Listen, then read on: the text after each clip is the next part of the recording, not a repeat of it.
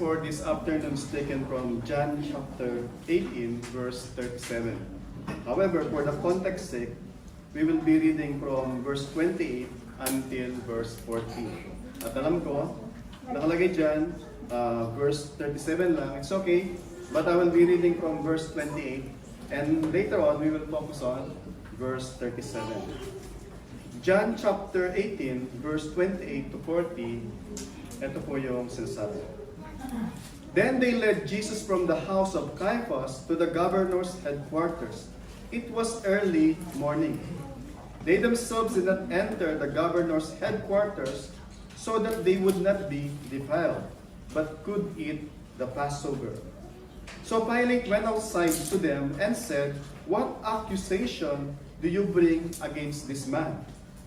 They answered him, "If this man were not an evildoer, we would not have delivered him over to you."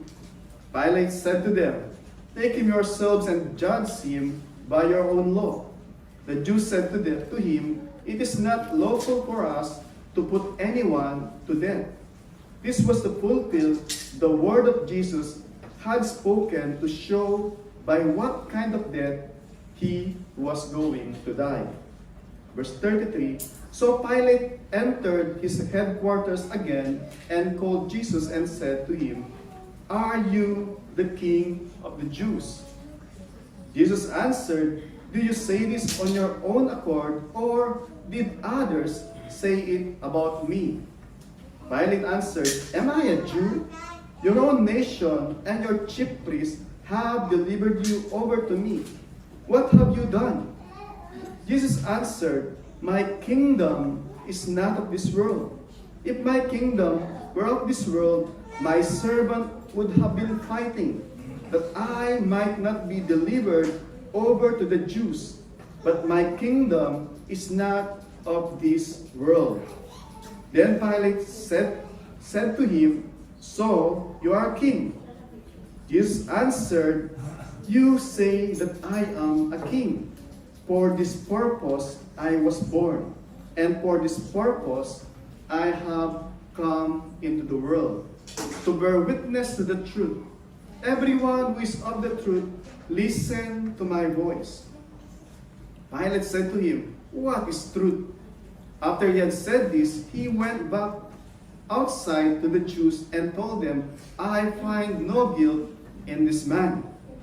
But you have a custom that I should release one man for you at the Passover. So, do you want me to release for you the king of the Jews?" They cried out again, "Not this man, but Barabbas." Now, Barabbas was a robber. This is the word of the living God to the people of God. Once again, let us come to the Lord for His grace and help. Almighty God, Creator, Sustainer, and Governor of the universe, we come to your throne of grace and mercy at this very moment, O God, recognizing that everything that we have came from you. Even our work, our lives, it all because of your grace, O God. Father, we pray, as you have spoken and things were created, and as you breathed to the dust formed by your hand, and he became a living being. Father, even now, we cry out to you, God, that brings salvation to your people, and rekindle our spirit. And we pray to your Holy Spirit to work in our hearts, that we may understand the message of this festive that we are celebrating. Lord, help us that we will leave this place fully comprehend your message for us this afternoon, for your glory and for our good. For in your Son's name, Jesus Christ, this we pray. Amen. Amen. You may please be seated.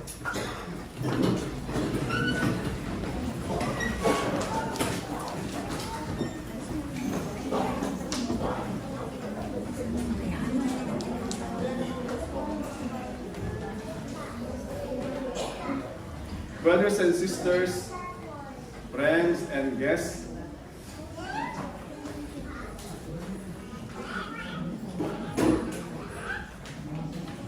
before the end of 2019, it was November, before the COVID-19 outbreak, myself and my family has been given the privilege to visit Disneyland Tokyo. Sometime in April, I believe it was April 6 to April 9 when we visited Tokyo. When I was working on the booking for Disneyland, I saw that each season they have theme, and that time since it was April, so their theme is about Easter. So when we arrived to Disneyland Tokyo, I was excited to see what's before us about the Easter. And so when we first came, there was already a parade ongoing. And to my utter surprise, what dawned on us during the parade, a lot of eggs and bunnies. So for them, the Easter celebration is about Easter bunnies and a lot of eggs. While in my mind, Easter is about celebration of Jesus Christ risen from the dead. Amen. See, there is a celebration of Easter, but two different people, two different culture, they have different meaning for the same celebration. And that's the world. The world is using biblical or Christian terminology, but using the world's definition or vocabulary to define what its meaning. So it's so important for us as Christians to truly grasp when we say Christmas, when we greet someone, Merry Christmas, while other people, they opted to greet Happy Holiday, right? Happy Xmas. Is it the same meaning that they understand when we greet them Merry Christmas? Or it's just one of the many holidays we celebrate either in Philippines or in this country where we are so privileged to have so plenty of holidays. Just a couple of weeks we celebrated so many holidays. And even just because of rain, there was non-working, many of us work from home, right? But what is this Christmas difference from all these many holidays that we celebrate? And I pray that before the message will end, we have a clear understanding of what truly Christmas is. Let me read once again, verse 37. Pilate said to him, to Jesus Christ, "So you are a king?" Jesus answered, "You say that I am a king. For this purpose I was born, and for this purpose I came into the world, to bear witness to the truth. Everyone who is of the truth, listen to my voice." Our main theme for this message is the truth of Christmas. The truth of Christmas. And the truth that comes from the word of the Lord Himself and from the God of the Bible. And we will have sub-points. First one is, we will try to understand the person of Christ. In verse 37, first part, and then on the middle, we will see there the purpose of His coming. And then at the last section of the verse, we will see the people of the King. So the person of Christ, the purpose of His coming, and finally, the people of the King. And let's start from verse 37, the person of Christ. Jesus, he clearly said, when Pilate asked him, so, you are a king. He didn't say, oh, no, I'm not a king. I'm just a carpenter. I'm just a son of a humble Joseph. He did not say, no, I'm not a king. He answered plainly, clearly, unmistakably. He said, Jesus answered, you say that I am a king. He said, yes, indeed, I am a king. So from that very point, we must understand that Christmas, it's not about us. That Christmas is not about going to Philippines, enjoying a time with the family, drinking, eating, and having vacation, and exchange gift, and shopping. All those are benefits of having Christmas. But even we can have party later, and all of us can enjoy. But then without understanding the reason, the meaning of Christmas, all our shopping, all our preparation, all our vacation, and all this family gathering are meaningless. Because they are not Christmas celebration. They are simply, call them party. But they are not. I remember, I think maybe 7 years ago, when we were in Philippines, the aunt of my wife, she's celebrating her birthday. And she's inside, washing the dishes, preparing food, while his husband and all his friends, they are drinking outside. She's the celebrant. All those people are celebrating outside, drinking, while the celebrant is there preparing food, washing the dishes. It's not her birthday celebration, right?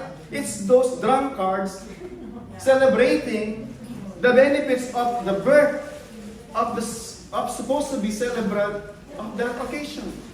And that is one of the mistakes we usually do when we are celebrating Christmas. We are celebrating Christmas, and yet Christ of Christmas is not even invited in the celebration. We start with eating, and then we end up drunk, right? But Christ is not there in the celebration.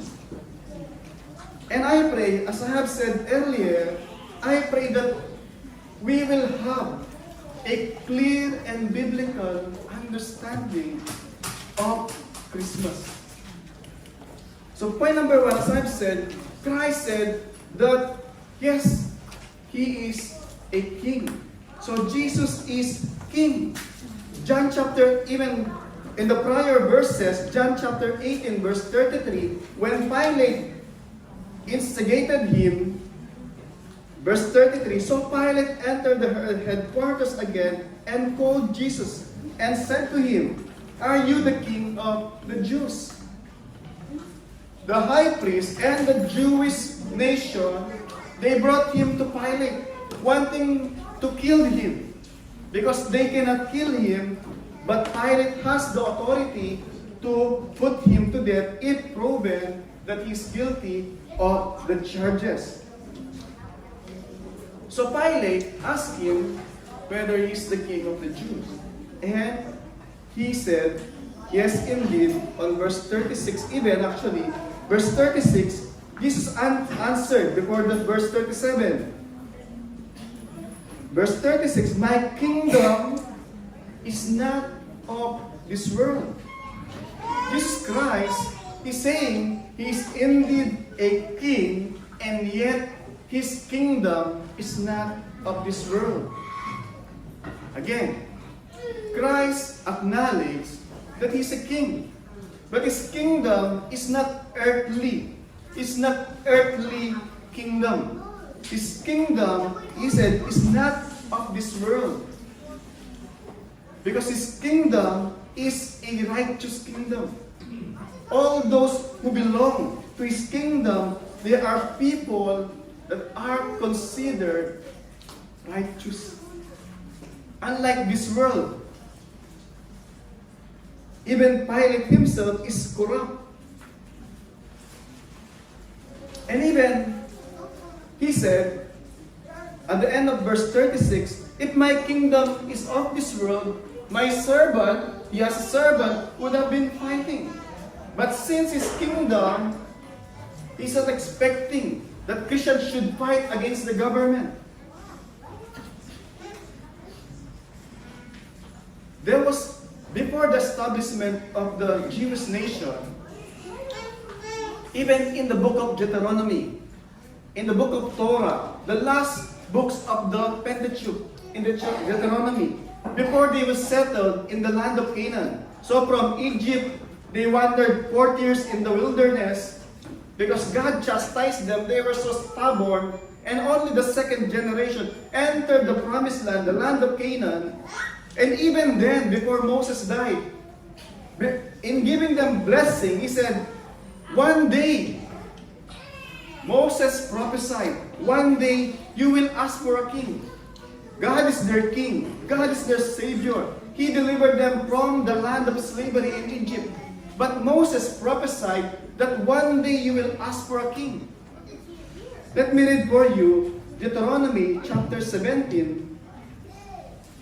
The first 5 books of the Bible, even from their self, God already warned them that they would ask for a king. Deuteronomy chapter 17, verse 14, when you come to the land that the Lord your God is giving you, and you possess it. By this time, they are still in the wilderness. They haven't occupied the promised land. But God already told them, when you come to the land that the Lord your God is giving you, it is God who will give them, not because they are mighty, but the Lord will give them the land. One, it says, and dwell in, and shall say, I will set a king over me, like all the nations all around me. So what God has prophesied through Moses, God told them, one day, you will ask for a king. Just like any other nation around you, ruled by a king, or by a Pharaoh, or by a Caesar, you would like a king like any other nations around you. Even though I am your king, God is telling them. And then in verse 16, see, God is opposing them for having a king. Actually, He will give a provision or requirement what is a king should be. In verse 16 and in verse 17 and verse 18, God will give them of the criteria, qualification of the king that they should put in the throne for their own good and for the glory of God. Verse 16, he must not acquire many horses for himself or cause the people to return to Egypt. Number 1, the king should not be a person who will drive them back to the land of slavery.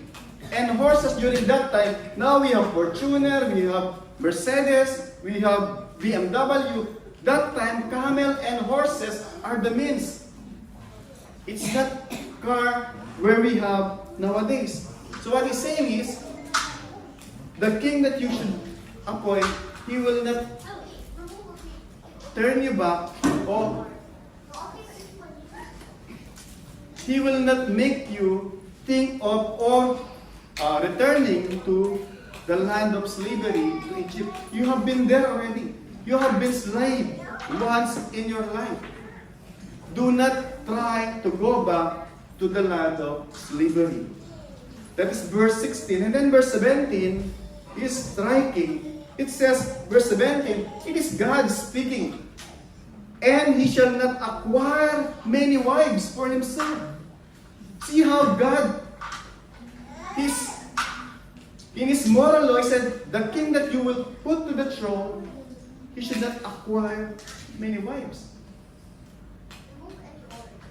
And then, Why? He says, lest his heart turn away and shall acquire, verse 36, and he shall not acquire many wives for himself, lest his heart turn away. You remember what happened to Solomon? The wise man who lived on earth. And yet, he married foreign women. And at the end of his life, when he's old, he himself offers sacrifice to idols in the high places. It's very clear. It's in Deuteronomy. The kingdom was not yet established yet. God already provided the qualification of a king that they should appoint to the throne. And in verse 18, or last section of verse 17, and he shall not acquire for himself excessive silver and gold. See, the qualification that God has set before them is very clear what a king should be or should like. And then verse 18, God also instructed that when he, the king, that when he sit on the throne of his kingdom, he shall write for himself in a book a copy of the law. See, the king, example, King David or King Solomon, when he's on the throne, he should write the book of the law. Meaning, he should meditate, he should ponder, he should always consult the word of the Lord for all his actions and decisions in governing the nation. So meaning, the king should be well versed or well acquainted on the scripture, so that his actions, his decisions will be guided by the Word of God. What a criteria God has provided for them even before the establishment of the nation Israel. And God knew actually in 1 Samuel chapter 8 verse 5, so they don't have king until the judges Joshua came, and then the judges Samuel came, and then the people finally, as God determined, as God prophesied in 1 Samuel chapter 8 verse 5, finally the people came to Samuel and said to Samuel, Samuel, you are old, and your children, they are not walking in the ways of the Lord. Now set for us a king. And Samuel said, they have rejected me as their ruler. But God said, Samuel, it is not you that they are rejecting. It is me whom they are rejecting. And God allowed that they would have king. Who was their first king? King Saul. First, he was shy type, and then at the end, he became arrogant, and he ended up tragedy along with his son, Jonathan. What I'm trying to point here, mga kapatid, in Isaiah chapter 9 verse 6, in the scripture reading that we read earlier, the king that we are expecting, it mentioned, let's go back, let me read for you a couple of passages in Isaiah, where we read earlier, Isaiah chapter 9,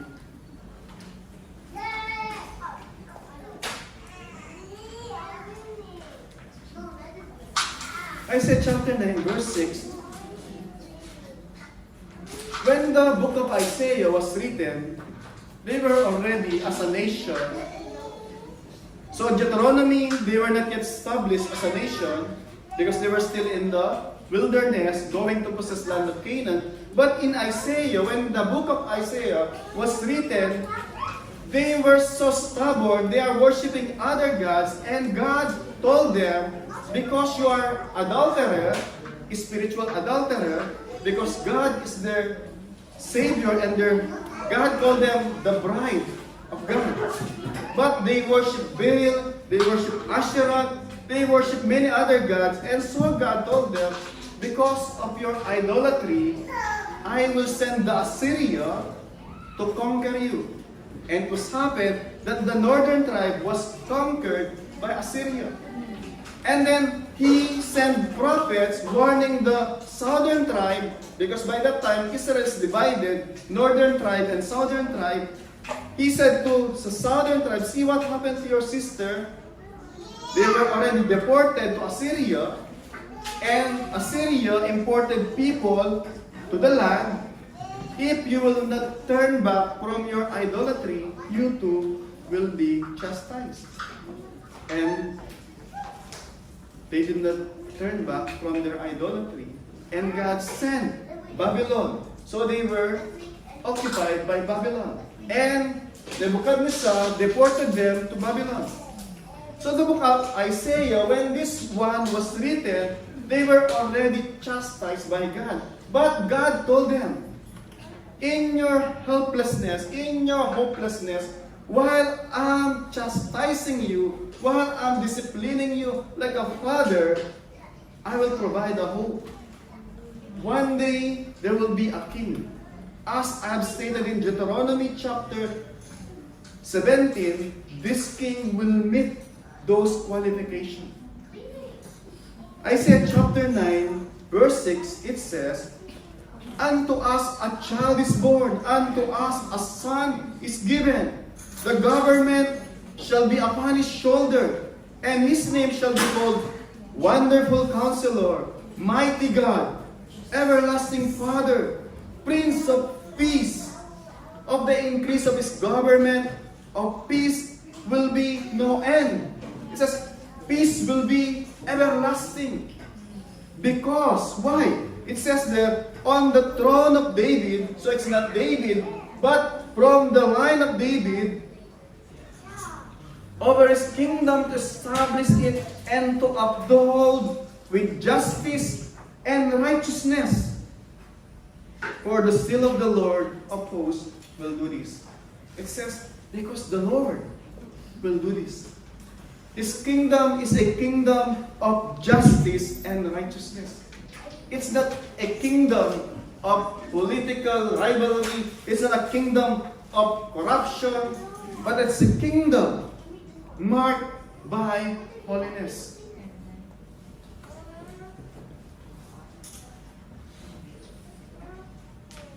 In Revelation chapter 17, verse 4, the end of the Bible, let me read for you. Revelation chapter 17, verse 14.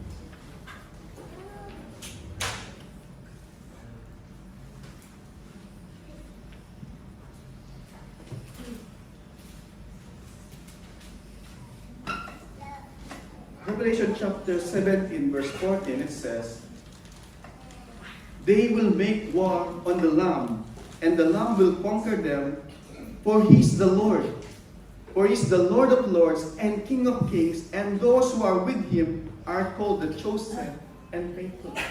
Towards the end of history, not only the end of the book of the Bible, but toward the end of history, it says, the Lord of lords, the King of kings, will conquer. Again, let me read verse 14. They will make war on the Lamb, and the Lamb is referring to the Lord Jesus Christ, will conquer them. For he, the Lamb or the Lord Jesus Christ, is the Lord. He's the Lord of lords, not only the Lord, but the Lord of lords, and the King of kings. Jesus Christ is called not only the King, but He's the King of kings.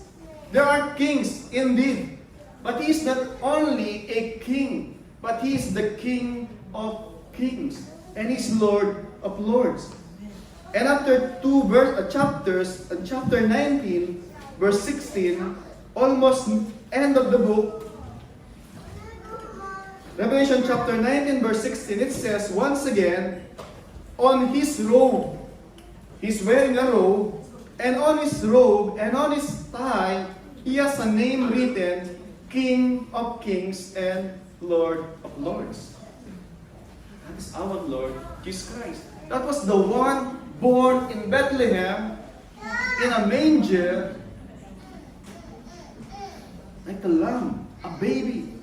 But the text that we read in Revelation and even in John, it says, when He comes back, He will come. Not a baby anymore in the manger. He will come in white horse. And on His thigh there's sash that is written, King of Kings and Lord of Lords. Christmas, it's not about us. Christmas, it's not about celebration, a party. Amen. It's not about eating. It's not about vacation. It is about recognizing that Jesus is the King of Kings. Amen. The one who is seated on the throne of heaven, and yet, because of His love for us, He came down, born as a child. But before His incarnation, He was there. He's God. He's King of Kings and He's Lord of Lords.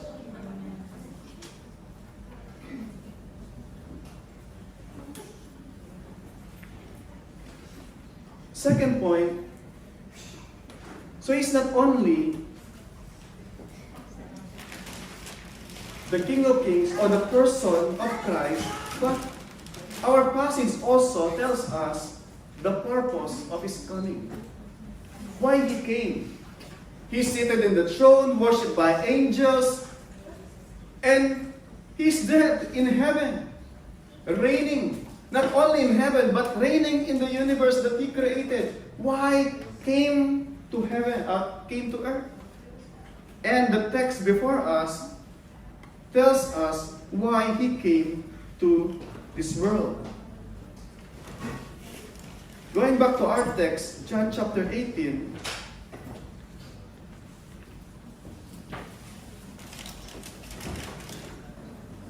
In John chapter 18, verse 37, for this purpose, I was born. What is that purpose? For this purpose, I was born. And for this purpose, I came to this world. And what is that purpose? The hyphen explained to us, to bear witness to the truth.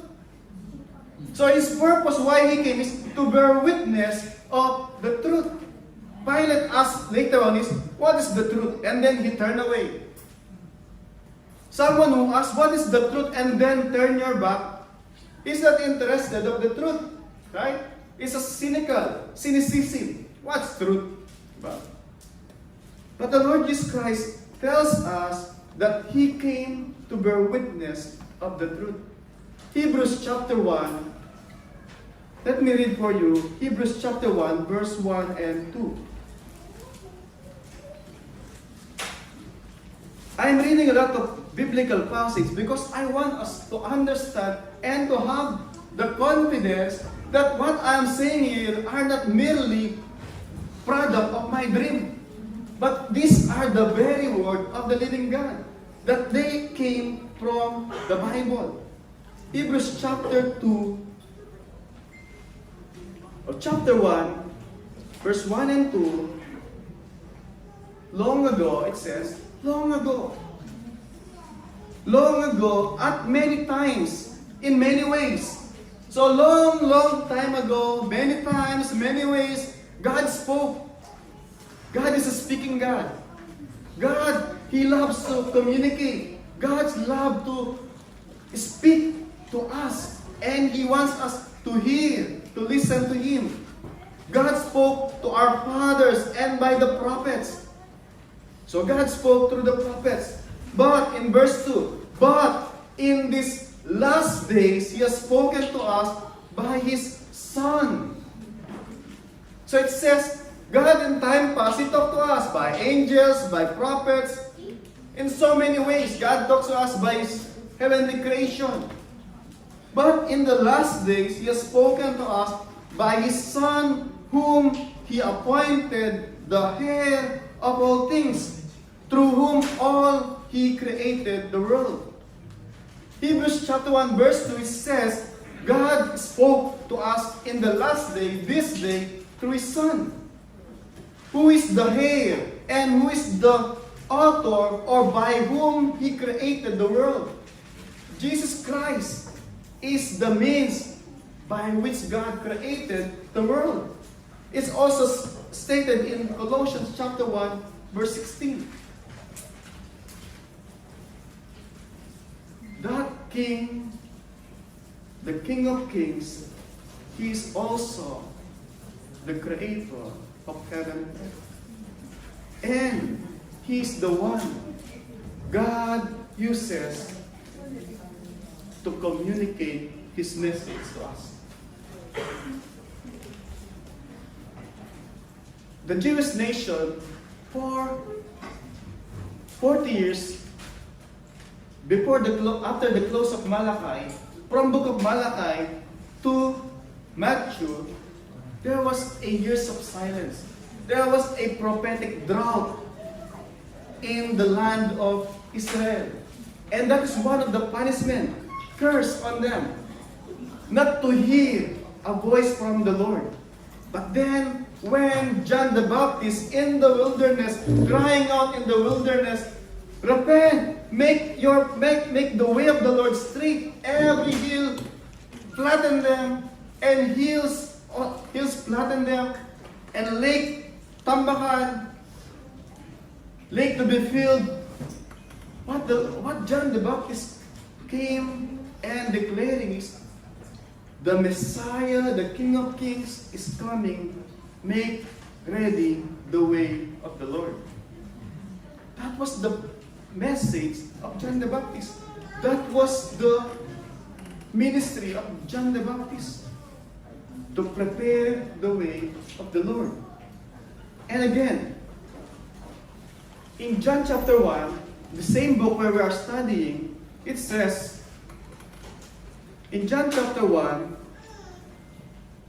let me read a couple of passages. Verse 1, the book of John, in the beginning, the Word, God loves to communicate. God loves to talk to us.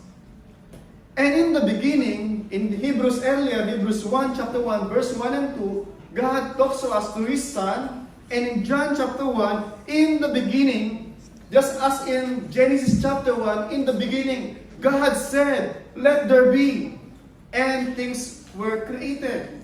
God spoke in Genesis chapter 1, and things were created.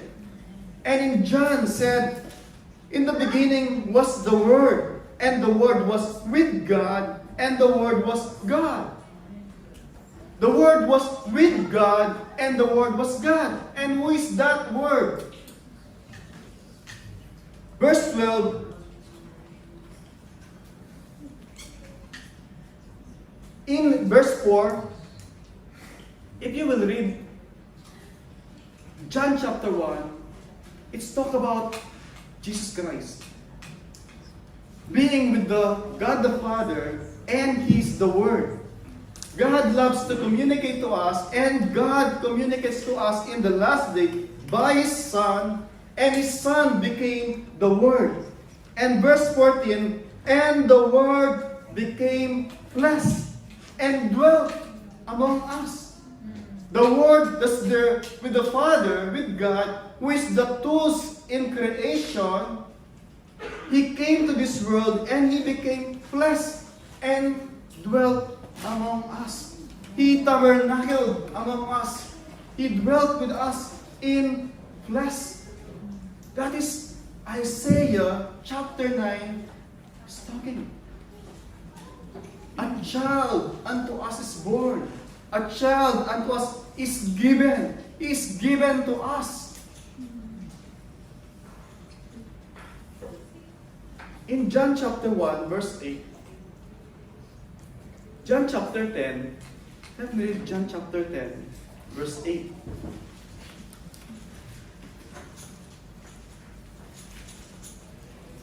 John chapter 10, the Lord Jesus Christ saying, I am the good shepherd. Shepherd and a sheep. During their days, most of the livelihoods of people are having livestock. John chapter 10, verse 11, it says, I am the good shepherd. the good shepherd lays down his life for the sheep. But before that, the Lord Jesus Christ said, I am the good shepherd, and the good shepherd lays down his life for the sheep. But before that, in verse 8, it says, all who came before me are thieves and robbers. It says, all who came before me are all false Christ, false Messiah. And they are like thieves and robbers. But then in verse 11, same chapter, I am the good shepherd. The good shepherd lays down his life for the sheep. And not only that, in chapter 10, verse 12, it's talking about further about the Lord Jesus Christ as the good shepherd, in contrast to those hard shepherd or those who are fake shepherd or false Christ. And then it says, I am the good shepherd, and the good shepherd lays down his life. Actually, sa ating pong pag-aaral last week, in verse 10, last week in our study, verse 10 of the same chapter, the thief comes to steal and to destroy. John chapter 10, verse 8 says, all those who came before me, they were thieves and robbers.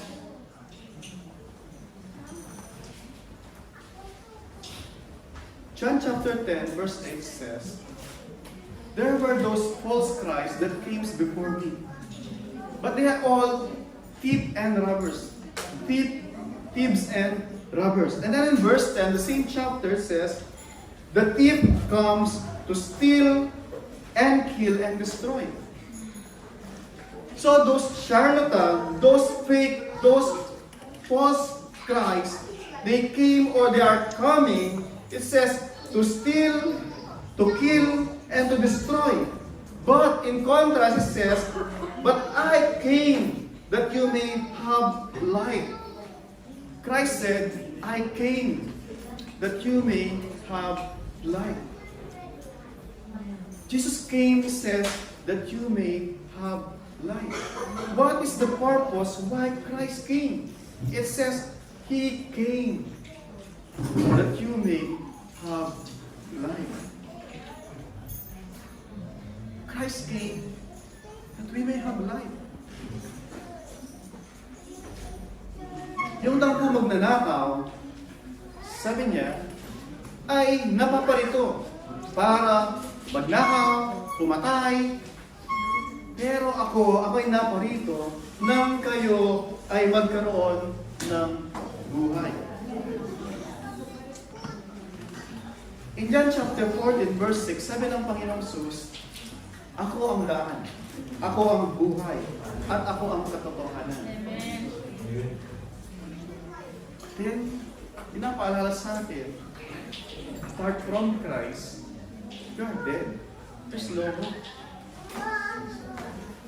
And so, sinasabi sa atin ni Kristo, we need the Lord Jesus Christ. And He came for that purpose. Nang tayo ay magkaroon ng buhay. Hindi masama po na mag-party. Hindi masama na mag-enjoy tayo. All these are blessings that came from God. Having a family, having a job, having na time magbakasyon ka, it's a privilege mula sa Diyos. But again, they are not, hindi sila yung kahulugan ng Kapaskuhan. They are benefits of Christmas. But sabi ko nga, pwedeng mag-party tayo, pwedeng anumang gawin natin, pero hindi tayo nag-celebrate ng Christmas. And I pray, sabi ko nga, na narito tayo ngayon, recognizing that Jesus Christ is the King. He's the King of Kings. Is Christ your King? is Christ your Lord. And if He is indeed, sabi niya, He came to communicate to us, and He came, the purpose of His coming, sabi niya, that we may have life in His name. Have life in His name. So apart from Him, there's no life. So ngayon tanong ko po, do you have Christ? But do you have the Christ of the Bible? Sabi ko kanina, din nagsimula ako na may Easter celebration, ang ginagawa na itlog. Hindi nang Easter. But many people, sabi ko nga, I'm sad may mga party, nag-celebrate sila para welcome lahat instead of Christmas celebration. Let's call it year-end celebration. Year-end and Christmas are two different things. Xmas, hindi rin po yung Christmas. Christ, the biblical Christ, is the true meaning, true reason of Christmas. Mama sa mga exchange gift, pag may nakakita ko mga Xmas doon, hindi qualified pang exchange gift. Yes, not biblical. Kailangan tanggalin yung balot, pabalot ulit. Point number 3, the people of the king. So kung may king, meron siyang kingdom. At kung merong kingdom, meron siyang mga, ano ba yung nasa kapupan? Yung mga constituents, subjects, right? At sabi niya, sa John chapter, saan ba Tagalog?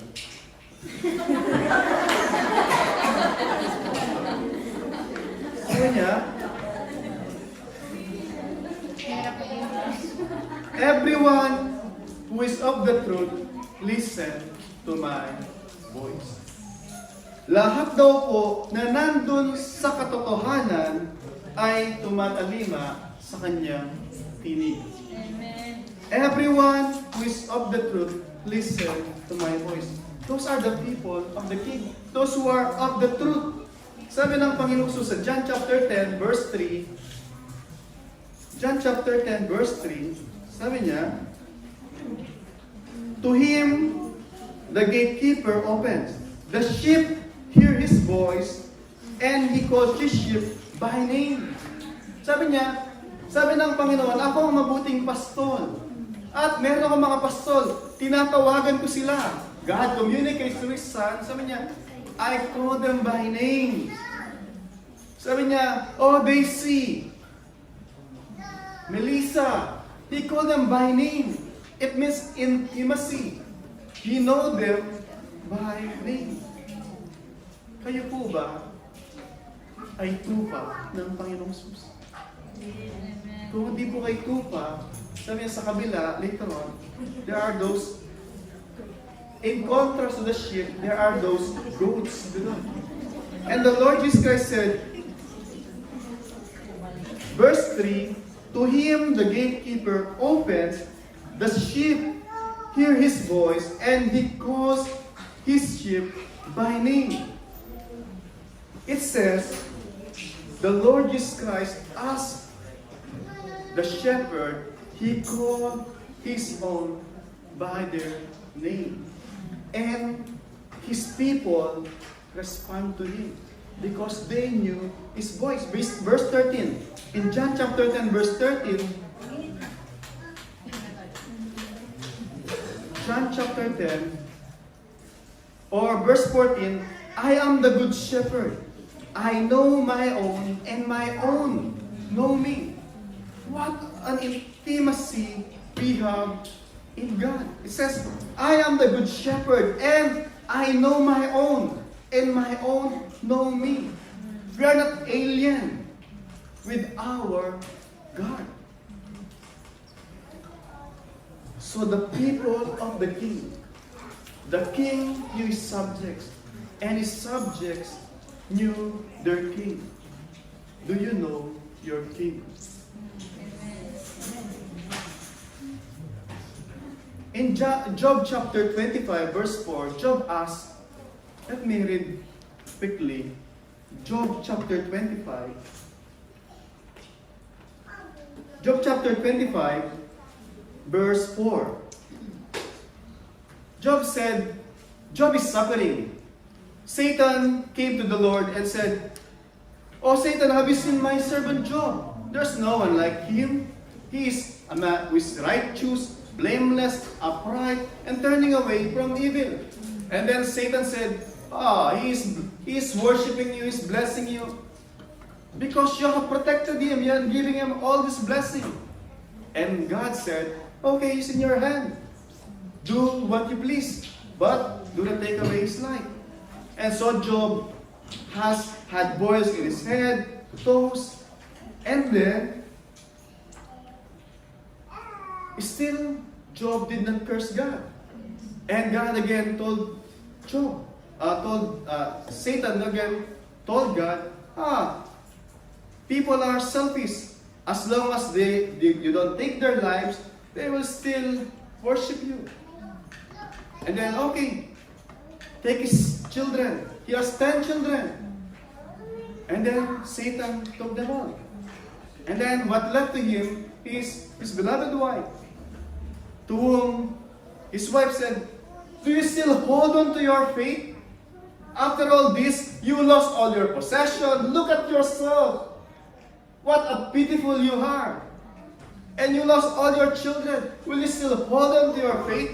His wife asked. What an encouragement to Job, right? Telling him, curse God and die. Right? His wife told Job, "Job, it's not worth it. Curse God and die." But Job held to his faith. So this chapter, when Job chapter 25 verse 4, he was in pain, he was in agony, and he was confused. What's happening to him? God told him that he's a man, blameless, upright, turning away from evil, and yet why is suffering? Why all this suffering? What are the purpose of all this that's happening to him? If he's indeed righteous before God. And so Job asked, "You are not a man like us?" He asked God. But as our passage showed us, yes, he's not a man like us, but he came to us in order to be he's a sympathetic high priest. He can sympathize with us when we suffer. He himself experienced to live like one of us. Job chapter 25 verse 4, "How then can a man be made right before God?" So Job is asking, if all these are happening to me, then what is the solution to all this suffering, to all this problem? How can I be made right before God? That's Job asked. How can a man, how can he who is born of a woman be pure? So that was Job's asked question.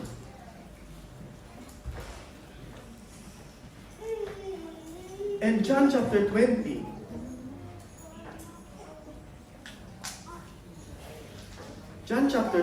verse 31, verse 30 to 31, it says, John chapter 20. John explicitly tells us what is the purpose, why John wrote his book, the book of John.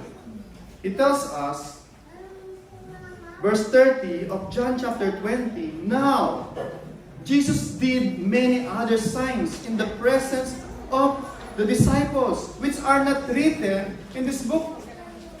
John is telling us that Jesus Christ has done lots of many miracles and many more that are not recorded in this book.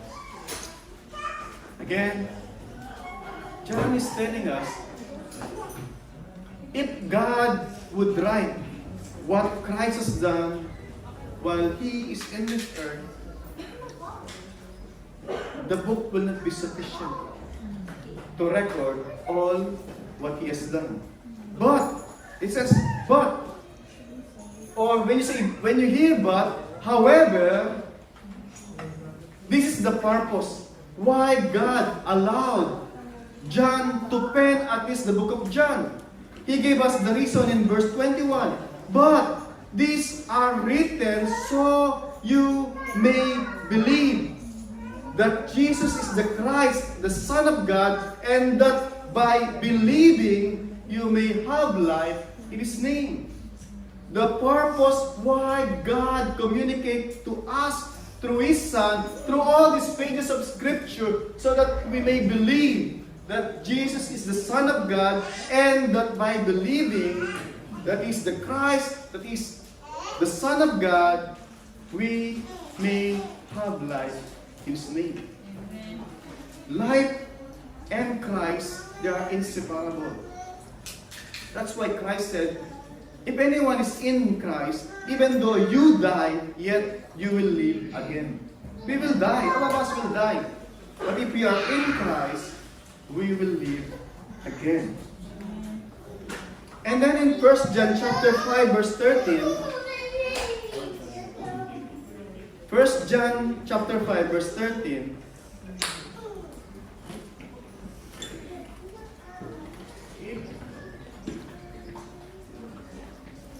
this time, in John chapter 20, verse 30 to 31, God told us the purpose what's the purpose of the writing of the Scripture. But then, in 1 John chapter 5, verse 13, when they are experiencing tribulation, persecution, and many of them were ostracized by their families because of their allegiance to Christ. Because remember, during this time, when this one was written, many of the Jews, they believe in Christ. But because of that, they were cut from the life of the synagogue. They were ostracized. Even from their family, from the government, from the life of Israel. And God allowed John to pen this for this purpose. He says, I write these things to you who believe. They are already believer. Earlier, it was written so that you will believe, and that by believing, you may have life in His name. And this time, He wrote this to believers. It says, I wrote these things so to you who believe in the name of the Son of God, that you may know. You may know what? So that you may know that you have eternal life. John was written so that you may believe, and that by believing in His name, you may have life. And 1 John is telling us, to us who believe, Nero can persecute us. Caesar can persecute us. The world can harm us, can persecute us. Our family can cut ties with us because of our allegiance to Christ. However, I want you to know, it says, you who believe in the name of the Son of God, that you may know that you have eternal life. Amen. Let us close in this verse in John chapter 3, among the famous passages in the Scripture.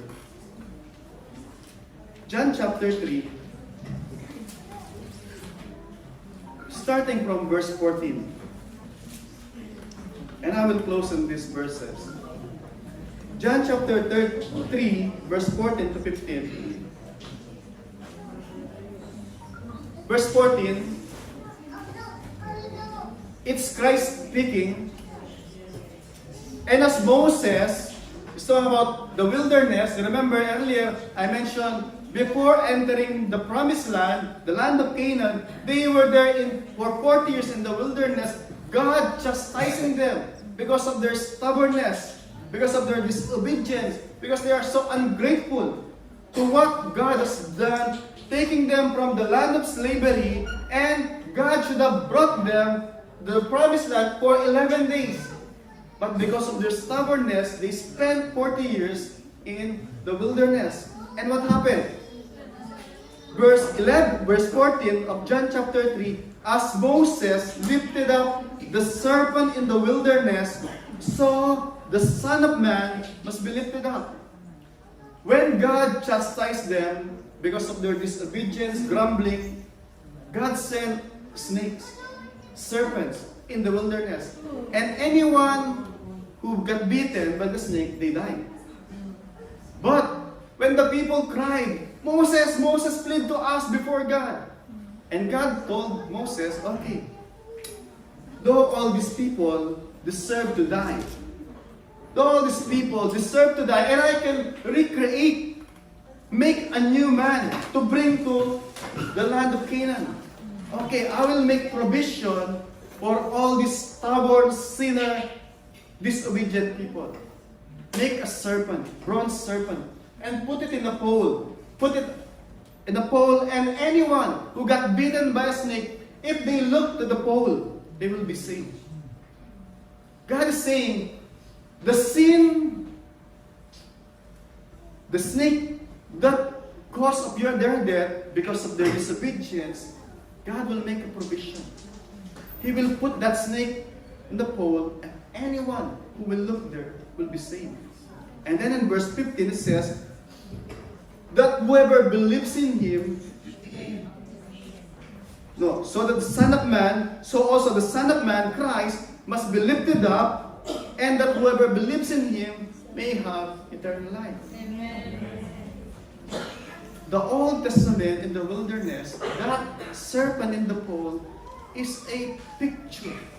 It's a shadow of what is to be accomplished by Christ on the cross. When you and I look to the cross, are saying, oh God, I'm a disobedient, I'm ungrateful, I'm a sinner, but I put my trust on Christ, who paid the penalty of my disobedience, of my sin, and God said, whoever believes in Him may have eternal life. Amen. And verse 18, verse 19 it says, verse 18, whoever believes in Him is not condemned.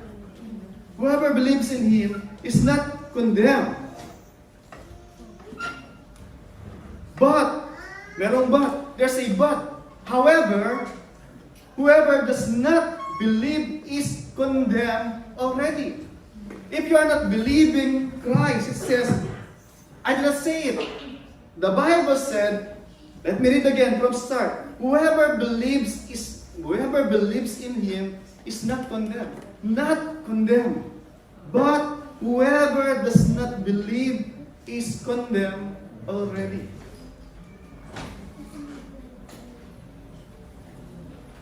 And it says why?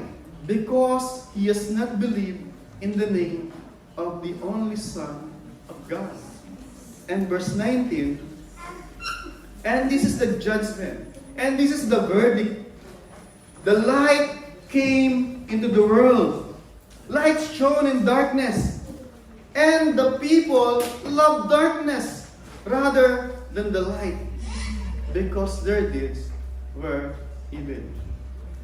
But for God so loved the world, verse 16, that He gave His only begotten Son, that whosoever, whatever your past, wherever you are, whatever you have done in the past, you are the worst of sinner, you are so righteous, whoever you are, whatever nationality, whatever culture, whoever believes in Him should not perish, but have eternal life. Let us all stand, brothers and sisters.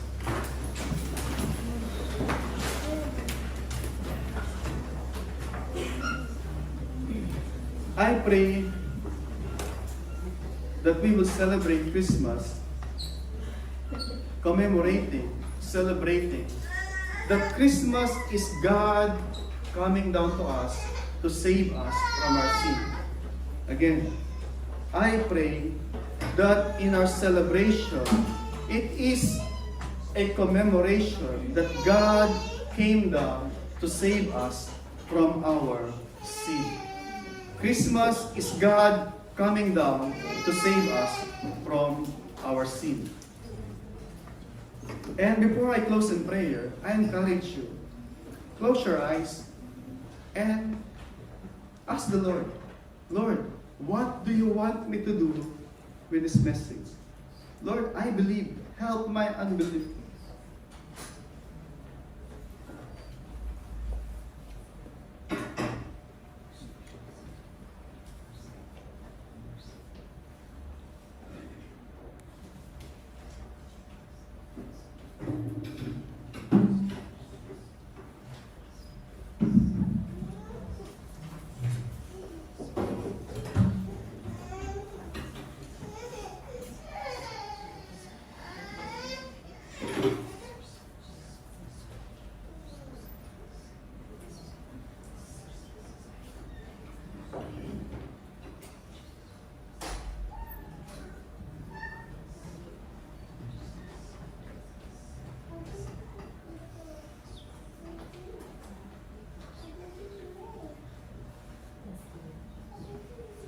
Lord, thank you so much once again, O God.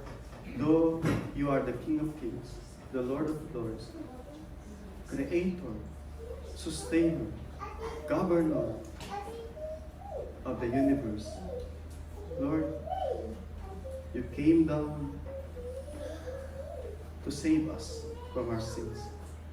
That in you, in Christ, there's forgiveness. That in Christ, there's hope. That in Christ, there is restoration from our broken fellowship, that we may enjoy your loving presence, O God. Father, thank you so much. We pray that even now, you are softening our hearts, that we may respond in faith and obedience, acknowledging Christ as our Lord of Lords and our King of Kings, our Savior. And for those who are already in Christ, help us that as we celebrate this festive celebration of God, we would rejoice that we have eternal life in Christ. And help us also to have the same compassion towards others, that they too might have union with Christ as their Savior. And now to Him who is able to keep us from stumbling and to present us blameless before the presence of His glory with great joy, to the only God our Savior, through Jesus Christ our Lord, be glory, majesty, dominion, and authority before all time, and now and forevermore. Amen.